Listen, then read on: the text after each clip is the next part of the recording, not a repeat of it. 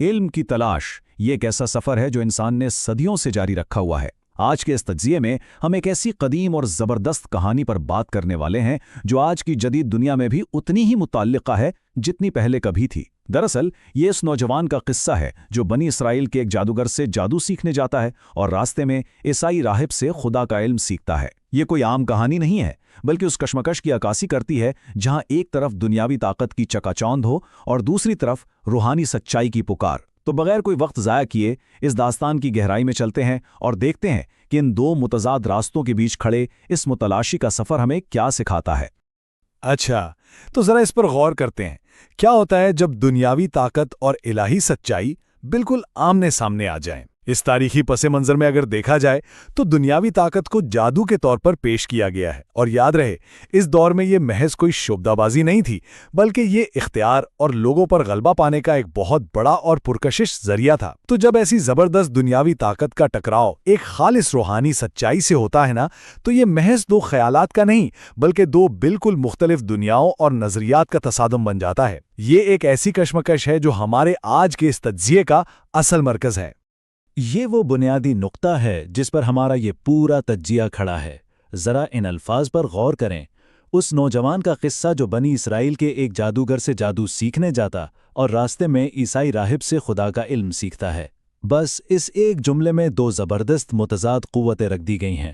ایک طرف جادوگر کی سکھائی جانے والی طاقت ہے جو اس نوجوان کی اصل منزل تھی، اور دوسری طرف راستے میں ملنے والا راہب ہے جو اسے ایک بالکل مختلف زاویہ فراہم کر رہا ہے۔ یہ واقعی ایک حیرت انگیز مقام ہے جہاں دنیاوی اور روحانی علوم کا بیک وقت آمنا سامنا ہو رہا ہے۔ اب اس حوالے سے جو سب سے دلچسپ بات ہے وہ یہ ہے کہ یہ ٹائم لائن اس نوجوان کے روزمرہ کے جسمانی سفر کو اس کے روحانی سفر کے ساتھ کس خوبصورتی سے جوڑتی ہے۔ دیکھیں، صبح کے وقت سفر کا آغاز ہوتا ہے ایک واضح مقصد کے ساتھ کہ بھائی دنیاوی طاقت یا جادو سیکھنا ہے، لیکن پھر دن کے عین وسط میں راہب سے ہونے والی ملاقات اس کی سوچ کو ایک زبردست چیلنج پیش کر دیتی ہے۔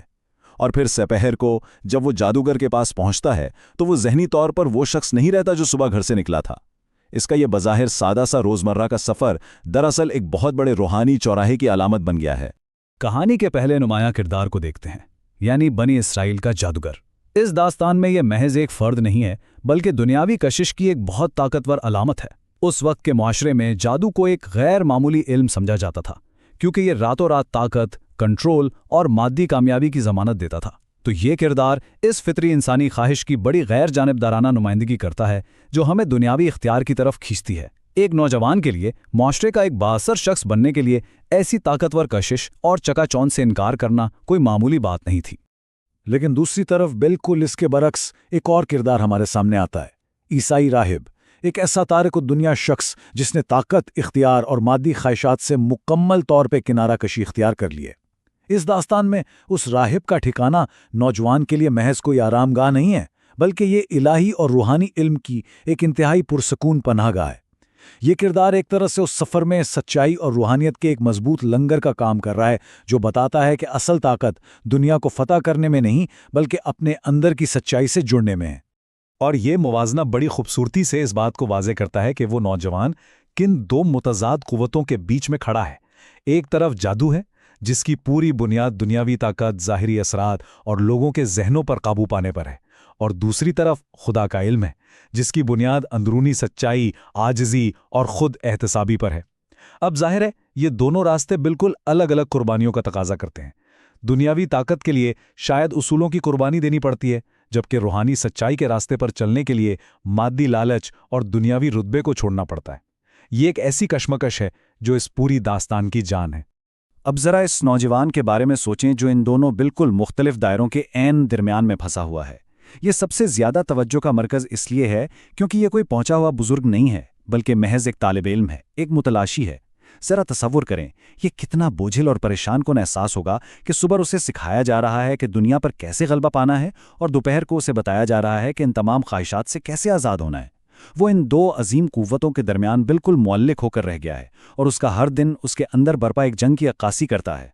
آئیے دیکھتے ہیں کہ یہ سلسلہ آگے کیسے بڑھتا ہے۔ یہ کشمکش اچانک پیدا نہیں ہوئی بلکہ اس کے واضح مراحل ہیں۔ پہلا قدم بالکل سیدھا تھا۔ نوجوان نے جادو سیکھنے کا ارادہ کیا اور گھر سے نکل پڑا۔